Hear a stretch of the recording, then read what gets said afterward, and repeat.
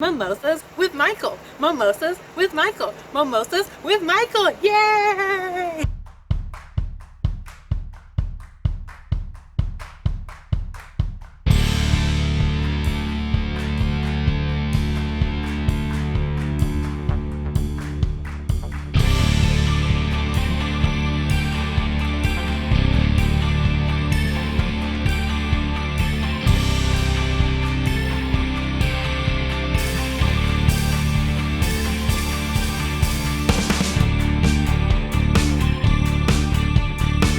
Hey everybody, welcome to Mimosas with Michael, and I'd love to introduce you to my new friend, Patrick Barnitt. Am I saying that? Barnitt, right? You got it. You got it. You nailed it. It's like I'm a professional or something.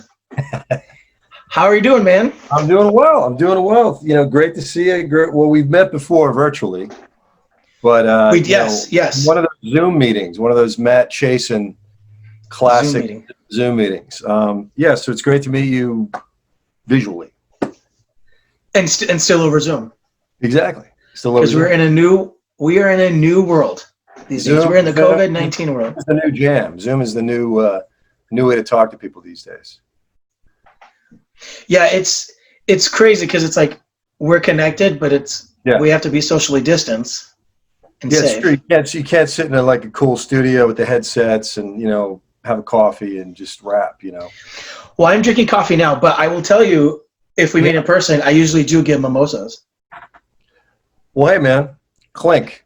Mimosas with Michael. Great to be on the show, man.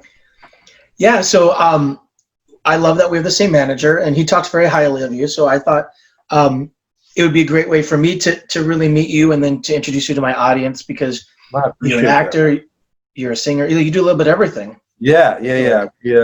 Jack of all trades, as they say. Well, okay, so let's start from the beginning. So what did you start doing first, singing or acting? Well, I mean, I think I started singing if I can remember going way back. Yeah, singing definitely. I mean, I started as far back as I can remember. The first thing I probably did was sing, just to the radio and opening my eyes to the world in the, early 70s, mid 70s, and all that great sort of rock and roll and stuff on the FM radio of the 70s. So that's definitely singing for sure. And where'd you grow up at? I grew up in New Jersey. Northern New Jersey. Man. Yeah, I grew up in the tri-state area, just outside of Manhattan. And it was exciting. It was cool because, you had the access to New York City right there, and you could just, go in for day trips. The family used to go in for day trips and things, when I was a kid. So it was nice to have exposure, to Manhattan at a young age. Oh yeah, I love New York. It's such a great city. You spent a lot of time there? Or? No, actually, I mean, I've been there several times. I've shot a few projects there. Cool. But I have family in upstate New York, so I usually go to upstate New York. Yeah, Schenectady, Albany, that kind of area. Nice places. I've been to Albany. Nice city. Yeah, that's where my dad's from. So he's from upstate, he's from Vermont, but he kind of lived in that whole area. Because my dad's side of the family is French Canadian, so they're kind of all up in that little region up there. Oh, nice. Yeah. You actually drive through all those areas to get up to Canada. Yeah. We did that when I was a kid. We drove up to Ontario to Niagara Falls. So through all those places. That's actually one place I have not been to yet in Niagara Falls. I need to go. I hear it's stunning and beautiful. So. Yeah, no, it's something else. It really is. I mean, I remember I was 10. I think it was 10. Yeah, it was late 70s. We went up there for. My mom threw everybody in the, family threw everybody in the station wagon. My brothers have 3 brothers, so we all went up there for a couple of days. It was something else. And it was kind of cool. You had one of those little photo booths by Niagara Falls where you could actually take a picture like you're falling off the falls. Oh, that's very fascinating. Cool. There's an old photo somewhere in my mom's house of us hanging off. So. Oh, that's really cool. It's kind of like one of those, photos you take after you get off a roller coaster. So. Yeah. Oh, that's so cool. Yeah, it was fun. Good memories. Good golden memories. Yeah, those are the things that kind of you kind of draw from as an artist. I feel like maybe in a lot of ways. Yeah. Like the joy you felt in that moment. Yeah. I mean, it's just it's something, man. I mean, I've only been there once, but it's kind of etched into my brain just how beautiful it was. Yeah. So, and then from singing, and then you've been acting as well. Yeah. So I started acting mainly in college for the most part. I went to school in Scranton, Pennsylvania. Oh, okay. The home of The Office, the show The Office. Yep. And actually Scranton has an interesting kind of a history, not just the backdrop for the TV show, but Jason Miller, who you're a horror guru. Jason Miller played Father Karras in The Exorcist. Yep. And Jason Miller, and there's the whole Eileen Dietz connection that we'll get to, but she's been on the show. Yeah, that's right. A great episode. I listened to it. Jason Miller is from Scranton. He was actually a Scranton boy. Grew up in Scranton, the area, went to Manhattan, and wrote that championship season, which won the Pulitzer. And then the same year, he acted in The Exorcist. So when I was in college there, Jason Miller was around. So I would see him around. He was always in restaurants, and so it was kind of, that's one of my favorite films of all time. I mean, The Exorcist is right up there with some of my favorite films. So just to see him, around Scranton was inspiring and cool. And I actually got to hang out with him one night. Interesting guy. Oh, nice. I'm sure you guys had a great conversation. Yeah, well, there were a lot of people around. Actually, Richard Harris, Dumbledore. Oh, the original one, yes. The original one, yeah. When I was a sophomore at Scranton, he came to direct Julius Caesar at our school. So he was, which was incredible. I was a sophomore at the University of Scranton, and he came to direct Julius Caesar. Richard Harris, ended up. What was he like? This is long before Harry Potter. He was the kind of guy that changed the temperature of a room when he walked into it. Really? One of those. That's a great compliment. Just he was super tall, probably like 6'2", and had sort of white hair, and he had those sort of like spectacles, those John Lennon sort of specs, and like one of those last greats like Burton and Richard Burton and Peter O'Toole. He just had that voice, He had an amazing presence, and I was actually on my way. I studied in England that year, so I actually wasn't in the play, but all my friends were. Yeah. And, but I mean, just to be around him, just to be around him for a day, while they were casting the play, I was helping with casting. So for over like a two-day period, I spent like 8 to 10 hours with the guy. Oh, geez. And it was just. Never forget it. So actually, the year later, he came back and he took the whole play that we were in at the time, took all the kids and the teachers out to dinner. So it was like 50 of us, and it was an amazing memory. Jason Miller was there that night, and so that's the night I actually got to hang out with him. But yeah, man, it was inspiring to be that young and studying acting and doing plays and stuff. Yeah. And it was unbelievable. It was very very cool, for lack of a better term. Yeah. God, I wish I had a cool story like that. Yeah, you work with so many cool people. What are you talking about, man? You work with a ton of people. I mean, okay, I have cool stories, but I don't have one with Richard Harris. Other cool stories, man. You work with, I've heard, Dee Wallace and Trejo, just to name a few. I mean, right? Well, Dee was great because I not only worked with her, but we managed to stay friends, and she was, I think, the second guest on the show. Right. I heard some of that show. So I was lucky enough to have her on the show. And she's I think one of the sweetest. She's one of the sweetest people, and she's easily she's very approachable. I've never met her, but I hear she's like the nicest, coolest lady. I just hear she's just incredible. I mean, I do some of these cons. I do some conventions.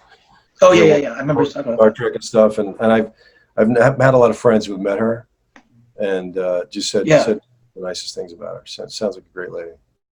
Yeah, she's very this may not be the correct term, but she's very holistic in a lot of ways, I feel like. So she's really into healing and everything. And so I feel like because of that, she's very grounded and down to earth. So she's she's approachable. I mean, she's, she'll like hug you, but maybe not right now, but like she's just one of those people that, she's never really let the stardom get to her head. I mean, she's worked with like Spielberg. She's worked with everybody. Yeah, no, I mean, what a career. I mean, I remember seeing not too long ago. Is it Wolfen? Was it Wolfen? Was it, what film was she in? Was it The Howling? Sorry. The Howling. Yeah, I'm thinking of a wolf. Yeah. Well, I was trying to think too, because we actually talked about it on the show, and then sometimes trying to think of things from my memory. But yeah, I think it was The Howling. I remember watching The Howling. I think I might have seen The Howling. I think I might have gone to the New Beverly Cinema, Tarantino's theater. Yep. Which, when movie theaters were open, it was one of my favorite places, one of my favorite hangs, and I went to see The Howling, I think, not too long ago, maybe 4 or 5 years ago. And incredible movie. I remember seeing it when I was young, when I was a kid, but I do too. Yeah, phenomenal. I remember her in so many movies. She's a great actress, really phenomenal. Well, I find it interesting, like growing up as just a young kid who loved movies, and then to be in movies, and then I find now that not only am I working with these people that I watched as a kid, but like they're my friend. Like I actually can talk to them, and they look at me as like maybe an equal in some ways because we do the same thing. But so my favorite horror movie is Nightmare on Elm Street, and I recently met Robert Englund last year at Texas Frightmare Weekend. Right. He just happened to be at the bar, and of course he's like slammed by people constantly because he's one of the most sought after horror actors. But his line is so long, but he just happened to be at the bar. I just happened to be at the bar, and he was surrounded by all these people. Sure. But when people started trickling off because they talked to him, they got their picture, whatever, and they were starting to check into the festival, and I just looked at him, and I said, "Hey, I'm a script supervisor, so I do write and direct, but because I script supervised for so long." Saw that, yeah. And he was just like, "Oh my God, I love script supervisors, da da da." And so he, like, for 20 minutes, we just had like this one-on-one conversation of like all about film. And I think it was like he looked at me as like I wasn't some starstruck fan. I was actually somebody on the equal playing ground. Yeah, you got to talk turkey, like talk shop with them, in a way that was like at a professional level. Yeah, that's just one of those moments where, and then we ended up like, he likes white wine, I love white wine, so together we're just having like a glass of wine, just talking. That's awesome. It was just like, how is this my life? And then I was like, bro, can I just get a picture? Like, I know you get asked all the time, and he's like, yeah. And so I ended up getting a picture, and he's like choking me, like, and it was just like, everybody's like, that's the best picture. And I was like, I didn't have to stand in line or nothing. I bought him a glass of wine, and we were just sitting at the bar talking. It was just as easy as that. Those are some of the best moments, when you have moments like that with people. I remember I had a moment with Jeremy Northam, the actor. Okay, yeah, phenomenal actor. I went to Sundance just to go like 20 years ago, and he was at the bar. He was next to me at the bar, and we just started chatting. And I said, "Hi, man, we just over a drink and just had a little chat." It was just, it was great. I did that once, same convention, but the year prior. It was my first year going at Texas Frightmare Weekend, and there was 3 of the Jasons sitting at a table. Yeah. It was Steve Dash. This is going to be really bad. Steve Dash. I'm so bad. I'm so good with these names until I'm on the spot. But my audience is going to laugh at me, especially all my horror friends. But there was 3. Kane Hodder. Richard Brooker? Or no? No, because at this time he had passed away. So it was before. No. It's fine. Steve Dash, and Steve Dash sadly passed since then. Anyways, he was in one movie. He played in Freddy vs. Jason. He was Jason in that one. Yeah. And I'm so mad at myself for remembering. It'll come after I get off the air. But the 3 of us the 3 of them were sitting at a table. I did go and introduce myself because a month prior I just met Kane Hodder, like officially. Right. I just said hi. I went back to my table. So Steve Dash and Kane Hodder left this gentleman by himself. Oh, I'm so mad. But anyways, I was with my friend who is a reporter for iHorror, and we're just sitting there having a beer. And this poor guy was sitting by himself at this table. And I mean, I don't know what, maybe it was the alcohol, so I had liquid courage, but I looked at him and I was like, "Hey, bro, do you want to join us for a beer?" And he's just like, "Yeah," because the guy was just sitting by himself. So he sits over, and he just comes and sits at our table, and we were just sitting there, the 3 of us, and he's just telling us, And then my cousin was coming, and he actually sat at the table with us. And my cousin like is obsessed with horror. So like the four of it, and it's just like I only took that. Yeah, and if I didn't take that chance, and I'm so mad that I didn't. But while you talk, I'll look at IMDb. I'll look his name up because I'm so embarrassed I don't remember it. But anyways, we should. I know that you've done a lot of horror movies. So I kind of want to segue into like the roles that you played, some of the iconic roles, because that's really what the fans are going to want to hear about. Is like you being in Star Trek, and then all these coffins. So let's just. Yeah.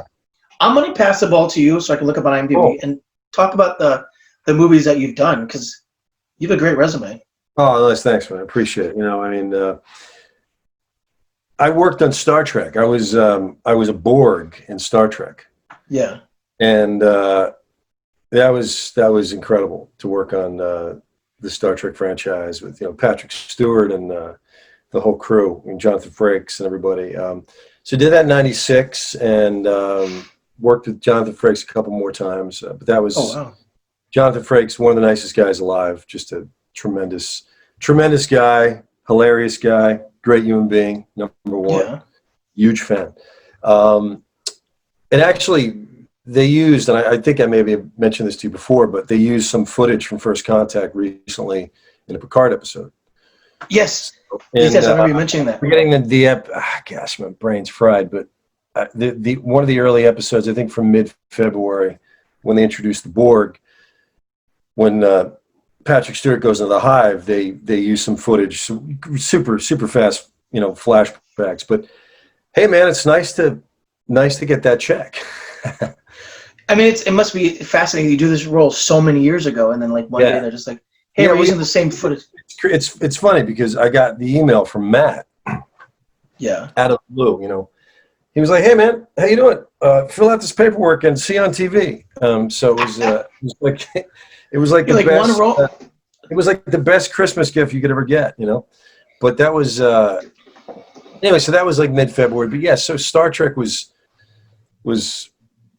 amazing and surreal all at the same time. And even all these years later, I mean, I go to some conventions. I haven't done a convention in a while. Obviously, no one's really done much lately. But I've done maybe half a dozen conventions over the last sort of 5 or 6 years, and always have a blast going out to these different cities and meeting the fans. And it's fun because I get to revisit, these really awesome memories through the excitement of everybody else. So it's and the nicest people. So that's been fun.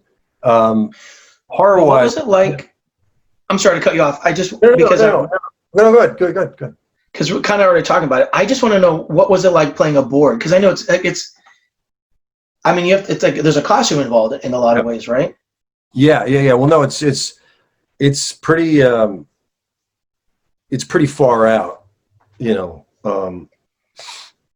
for lack of a better term. I mean, you get to the studio. I mean, we would get to Paramount at, I don't know, 3, 4, 5 in the morning. I mean, I think the earliest call time was like 2:30, 3 in the morning. In the morning? Oh, because you have to put your makeup on. Yeah, so you're you're basically in this little black sort of leotard top they put you in, and then they start gluing at 3 in the morning. So they put I don't even know why I would need a bald cap, but because I figured they would just look at my head and think, whoa, there's a lot of space to glue things. Yeah. But no, they put this sort of skull cap on you, and then they just start gluing. And well, it's probably easier to stick to the cap than probably your head. Probably, yeah, probably. Yeah. So you start gluing things and eyepieces and lasers, and it usually takes about 2 to 3 hours, and then you go into the suit, the Borg suit, and once you get zipped in, or back in the old days, we were glued in. After that, they would put lights on us, so they would rig us up with various lights that would be on, that would kind of blink intermittently. Yeah.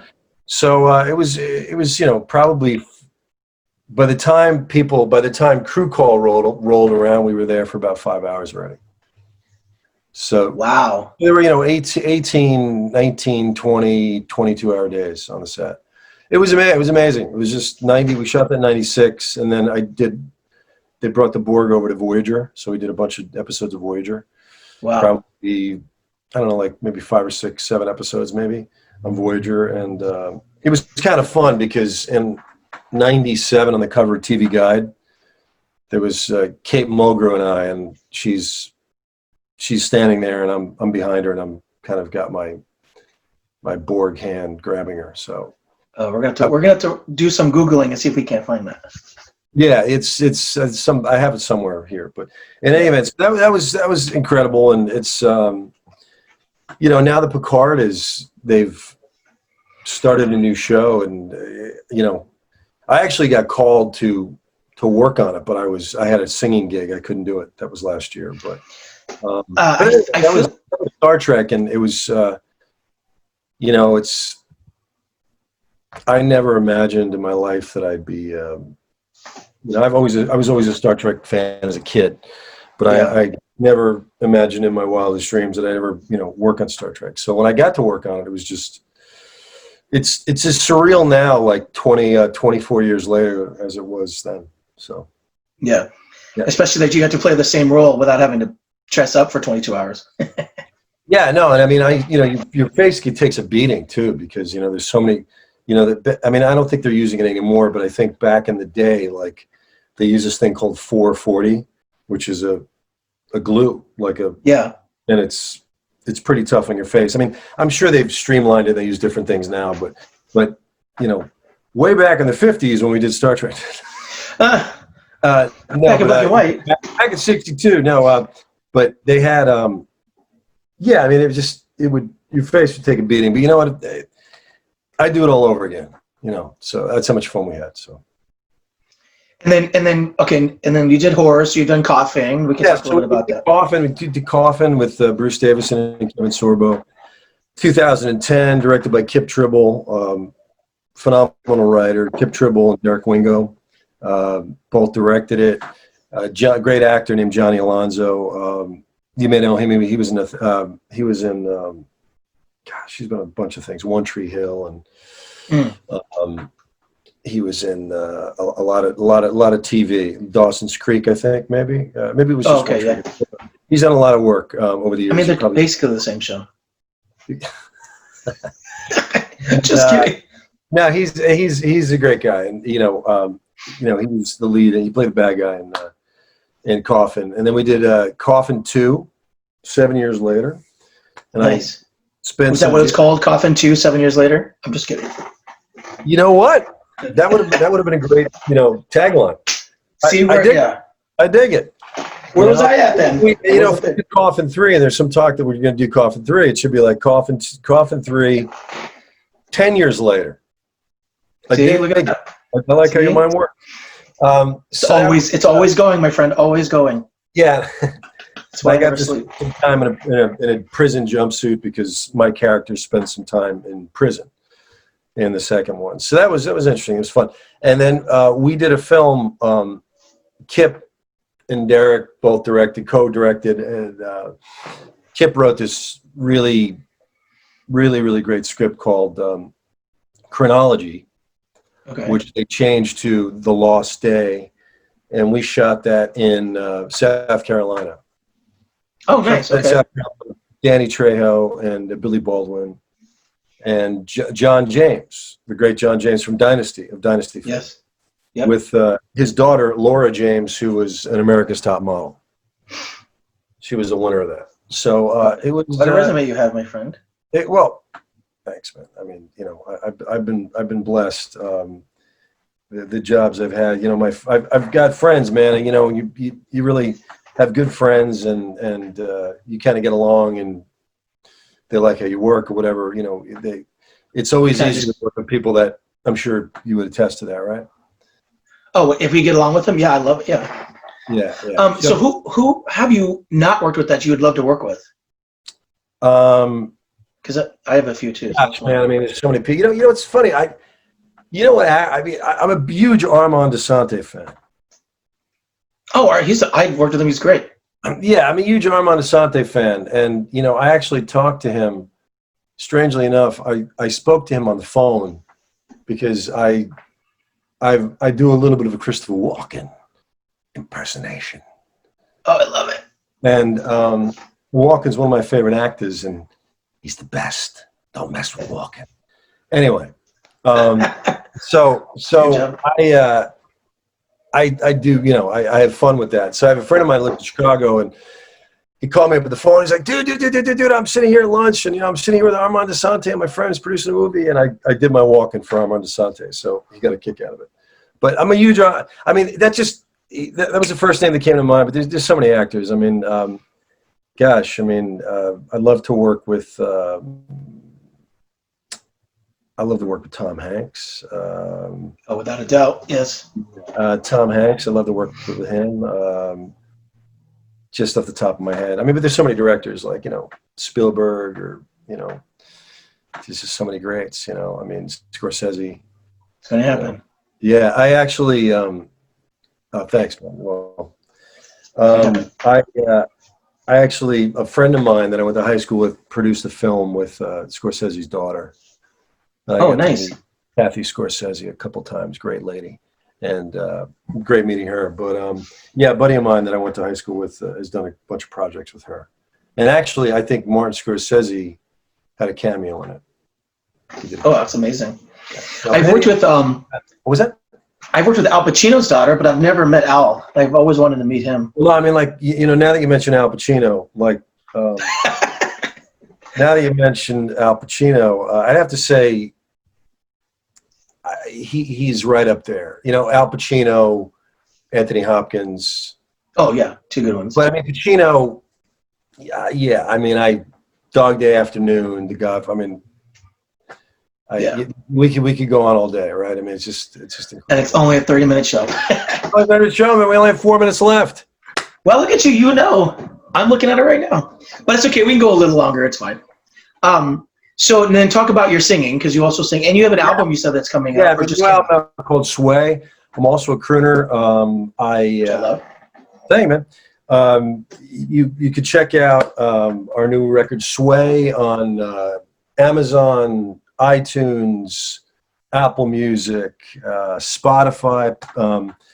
It's, you know, we did a cover of Dean Martin's Sway, classic Sway. And we cover a lot of different things. We do songs, a song by Chicago. We do The Doors, Touch Me by The Doors. Yeah. So a lot of standards like Bobby Darin, like Dean Martin, Sinatra stuff. Also wrote an original song on the new album called ACL Blues. Okay. ACL Blues is a tune that I wrote. When I was getting ready to record the album, I blew my knee out. Oh, like, no. 3 weeks before we started recording the album, I blew my knee out playing basketball. And I was so depressed and so down and kind of just despondent and so angry that I, you know, messed everything up, that I wrote the song. So that's on the new record. And we've been really blessed to get played around the country on jazz radio. And K-Jazz, the local, you know, our amazing local jazz station here in Los Angeles, KKJZ, great jocks, you know, great disc jockeys and programmers over there have been playing our records. So they've been nice enough to do that. So that's been super cool and amazing, and I'm very grateful for that. So yeah, so it's out there, and, you know, I'm really excited to you know, when we're able to safely open up, when we're able to kind of safely do the things we did before, like perform and mingle with people and see friends, that, you know, I'm really excited to perform in front of people whenever we could safely do that, you know? Yeah. In the same way that I'm sure, you know, we all hope like we can get back on set soon, right? Yeah, I've done a couple of things. As a script supervisor, I have, but it's been very, very safe. Whenever I've been on set, even directing, everything's very safe. We all keep ours. But I mean, it's very small crews now because. Right. So they're super small, right? Say that one more time. Super small crews. Yeah, because you want to be able to stay distance from each other. Sure. Yeah, I mean, it's look, we're uncharted territory. You want to talk about Voyager? I mean, we're just in an area we've never been before. We are. I mean, we're in another galaxy. I mean, you know, truly. Yeah. But listen, man, I just want to tell you before we wrap, man, I love what you're doing, man. My Eyes, the poem that you wrote. Yeah. Oh, just thanks, man. I appreciate that. Very moving and important, given the times that we're in right now. I mean, it's so important. And I watched the video this morning of, you know, I read it. I read it first, and it was moving. Oh, nice. Okay. Then I watched the video with, you know, several people that I know, like Armin Siri and Candace. Burst and Candace and Marco Para. I've never met Marco, but Marco is one of those. He's just like so genuinely kind. Well, all of Matt's clients are great, and Marco is like just so genuinely kind. Genuinely kind. I can't speak today, so that's okay. Don't worry. You're great. You're great. But Marco, I saw your interview with him. It was fantastic. Cool. Seemed like the coolest guy. Very, very nice guy. And yeah, I don't know. We met at an event one time. I think right when Matt was about to sign him or was thinking of signing him, and I was like, Matt, this cat is cool. Like he's just got a great vibe. We get along really well. So we've become friends. Like with Candace and I vibe really well. We got along so well. She's fantastic. Huge fan. Great lady.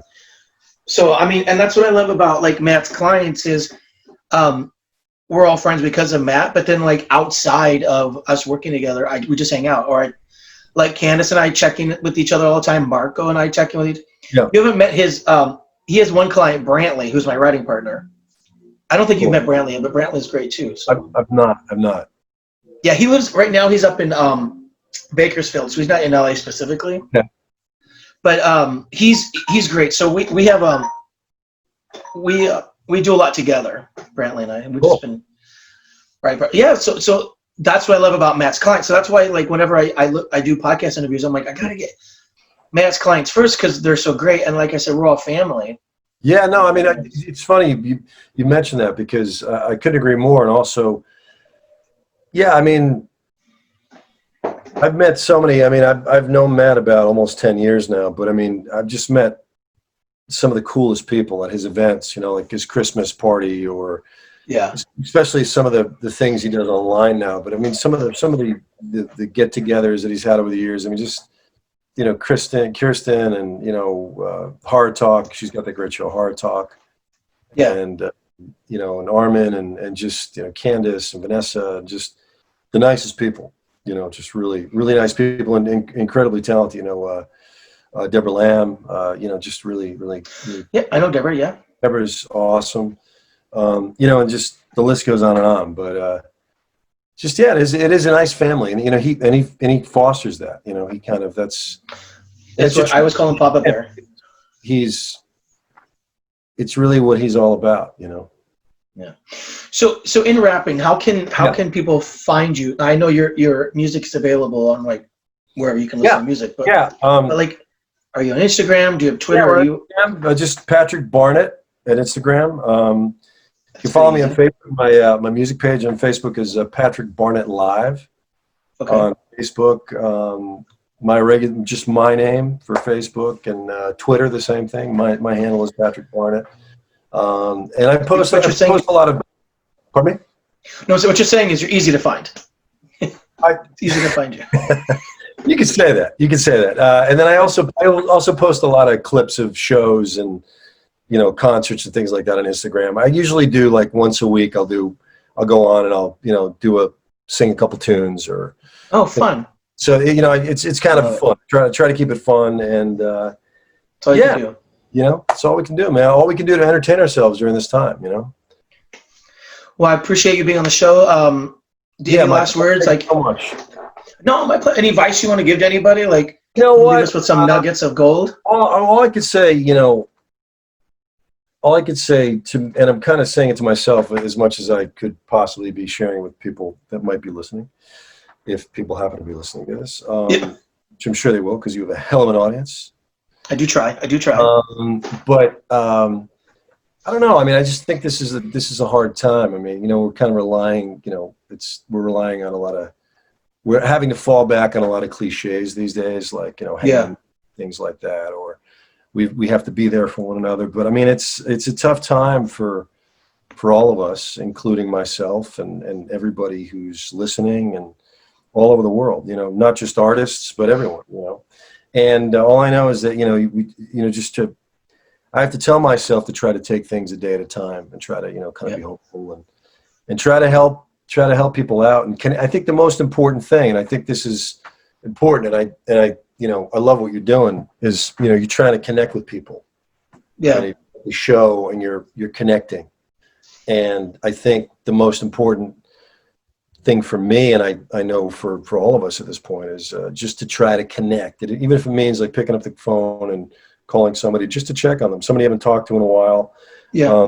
I don't think any of us really has an idea just how much of an effect that might have.